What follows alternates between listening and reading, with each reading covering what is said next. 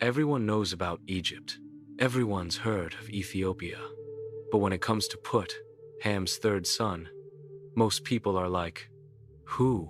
Which is crazy because Put's descendants controlled North Africa, fought the Roman Empire, gave us Saint Augustine, and created civilizations in the Sahara Desert that make Mad Max look like amateurs. We're talking about the Libyans, Berbers, and North Africans who everyone forgets were major biblical players. Time to give Put his due. Genesis 10-6 in the Berean Standard Bible simply lists Put among Ham's sons. But this guy's descendants show up throughout Scripture. Ezekiel 27-10 says, Men of Persia, Lud, and Put served as warriors in your army.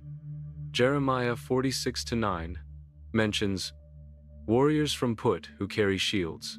These weren't just desert nomads. They were professional soldiers so good that empires hired them as mercenaries.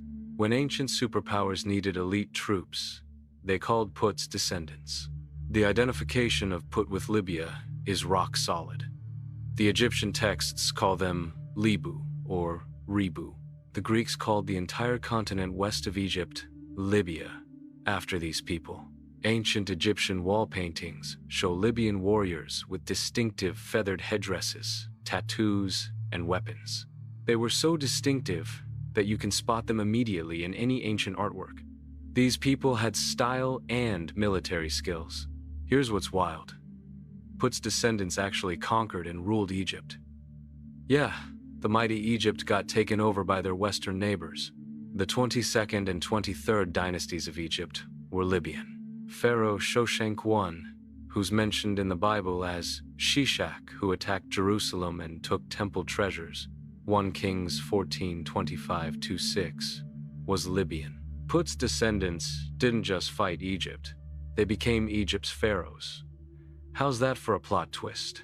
But the real mind-blower is what Put's descendants achieved in the Sahara. The Garamantes kingdom, centered in what's now Libya, built a civilization in the middle of the world's largest desert. They created underground irrigation systems called Pharaohs that transported water for hundreds of miles. They had a capital city of 20,000 people where there's basically no water. Modern engineers study their systems because we can barely replicate them with modern technology. Archaeological discoveries keep revealing how advanced these people were. The Garamantes had writing, advanced metallurgy, and trade networks reaching from the Mediterranean to sub-Saharan Africa. They traded gold, slaves, ivory, and exotic animals to Rome. They had wheeled chariots before camels were introduced. Rock art in the Sahara shows that what's now empty desert was once green, with Put's descendants herding cattle and creating complex societies. North Africa became one of early Christianity's strongest centers, and that's Put's territory. Tertullian, who coined the term Trinity, was from Carthage. Cyprian, who developed our understanding of church unity, was North African.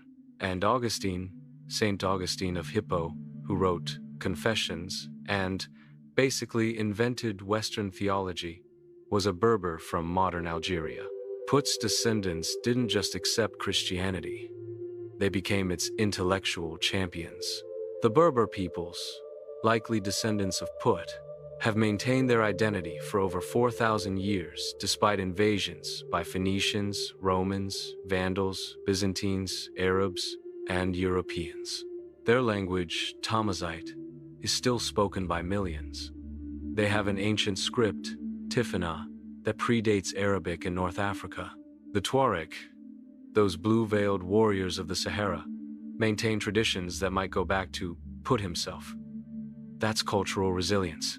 Here's something modern. DNA studies show that North African Berber populations have ancient continuity. They're not just Arabized Africans or Europeanized Mediterraneans.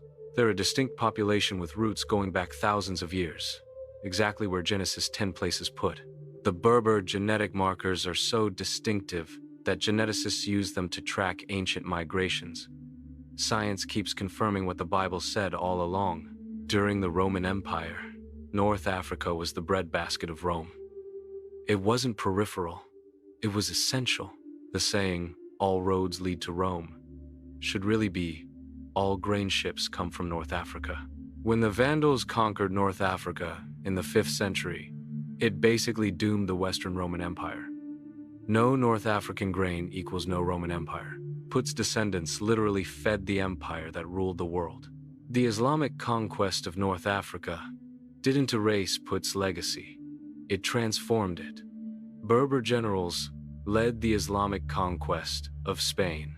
The Almoravid and Almohad empires, ruled by Berbers, controlled territory from Senegal to Spain. They built cities like Marrakech and preserved Greek philosophy when Europe was in the Dark Ages. The famous medieval traveler Ibn Battuta, Berber, the algorithms you use every day? From Al-Khwarizmi, whose knowledge came through North African schools.